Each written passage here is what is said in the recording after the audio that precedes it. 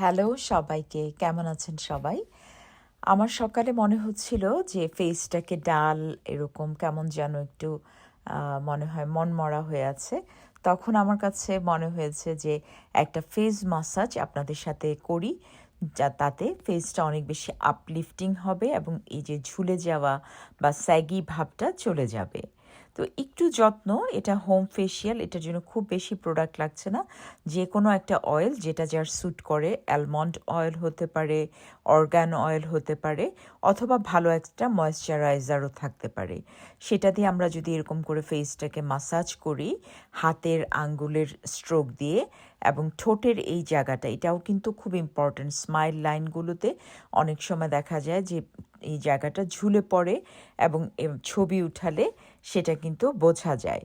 এইভাবে যদি আমরা মাসাজ করি তখন লিম্ফ্যাটিক ড্রেনেজটাও কিন্তু হয়।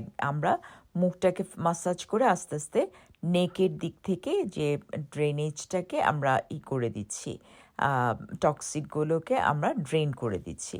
তো এরকম মাসাজে নেওয়ার পরে একটু স্টিম নেওয়া যেতে পারে যদি বাসায় স্টিম থাকে, এবং স্টিম নেওয়ার পরে দেখা যায় যে এই মাসাজগুলো করলে অনেক বেশি রিল্যাক্সিং লাগে। তারপর একটা ঠান্ডা তোয়ালা দিয়ে মুখটা যদি একটু চেপে ধরে থাকা যায়, কি আরাম যে লাগে!